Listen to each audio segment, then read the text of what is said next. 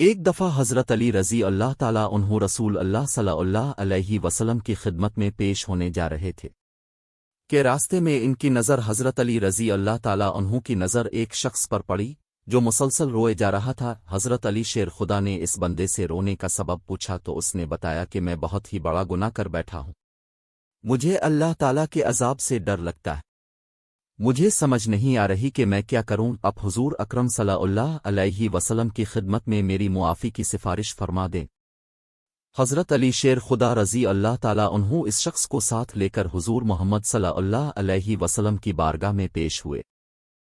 جب حضرت علی رضی اللہ تعالیٰ عنہ حضور اقدس صلی اللہ علیہ وسلم کے سامنے گئے تو حضرت علی زار و قطار رو رہے تھے۔ حضور اکرم صلی اللہ علیہ وسلم نے دریافت فرمایا، اے علی اب کیوں رو رہے ہو؟ حضرت علی شیر خدا رضی اللہ تعالیٰ عنہ نے فرمایا کہ اے اللہ کے نبی صلی اللہ علیہ وسلم میں آپ کے پاس آ ہی رہا تھا کہ راستے میں ایک شخص کو بہت ہی زیادہ روتا ہوئے دیکھا تو اس کی حالت دیکھ کر مجھے بھی رونا آ گیا۔ حضرت محمد صلی اللہ علیہ وسلم نے پوچھا وہ شخص کہاں ہے؟ آپ رضی اللہ تعالیٰ عنہ نے عرض کیا، اے رسول اللہ صلی اللہ علیہ وسلم وہ شخص باہر کھڑا ہے۔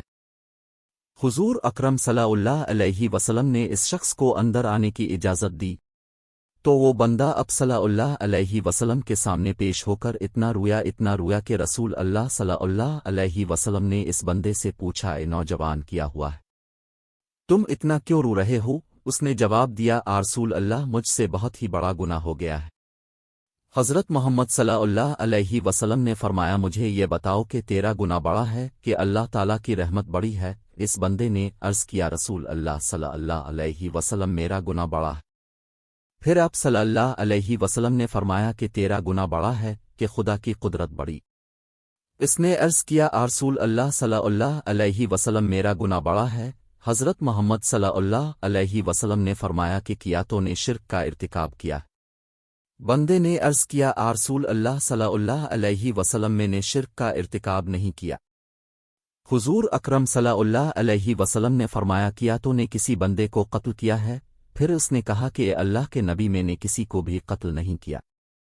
حضور اکرم صلی اللہ علیہ وسلم نے فرمایا کہ پھر تم نے کون سا ایسا گناہ کیا ہے جس کی وجہ سے تم اتنا زیادہ رو رہے ہو؟ اس شخص نے اپنا سارا قصہ سنایا۔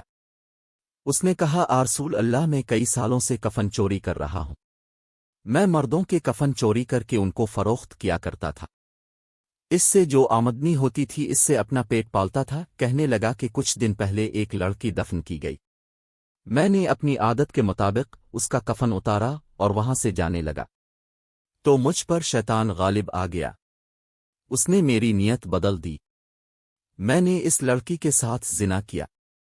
جب میں زنا کر کے اٹھنے لگا تو میں نے ایک آواز سنی کہ جیسے وہ لڑکی بول رہی ہے، اے بدبخت بندے، تو نے مجھے مردوں کے درمیان ننگا کیا، تو کل قیامت کے دن بدکاروں اور زانیوں میں تیرا شمار ہوگا، اللہ تجھے بھی سب کے سامنے ننگا کرے گا۔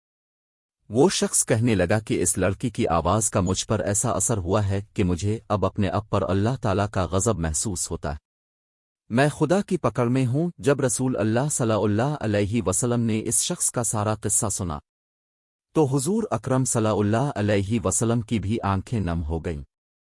حضور اکرم صلی اللہ علیہ وسلم نے فرمایا، تو نے واقعی بہت ہی بڑا گناہ کیا ہے۔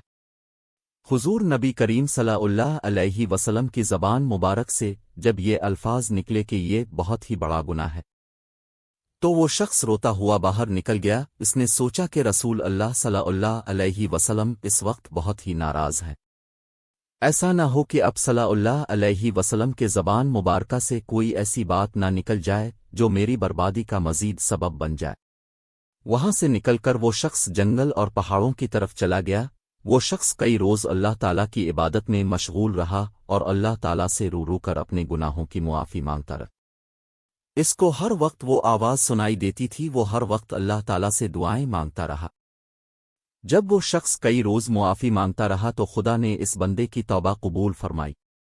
اللہ تعالیٰ کے حکم سے حضرت جبرائیل علیہ السلام حضور اکرم صلی اللہ علیہ وسلم کے پاس تشریف لائے اور سلام پیش کیا۔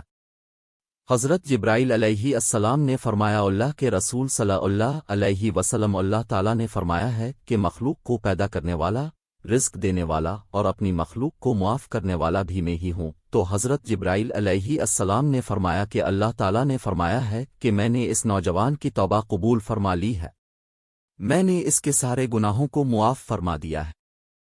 پھر اللہ کے رسول صلی اللہ علیہ وآلہ وسلم نے ایک صحابی کو اس شخص کے پاس بھیجا کہ اس شخص کے پاس جا کر اس کو یہ بتاؤ کہ اللہ تعالیٰ نے تیری توبہ قبول فرما لی، اللہ تعالیٰ نے تیرے سب گناہوں کو معاف کر دیا ہے۔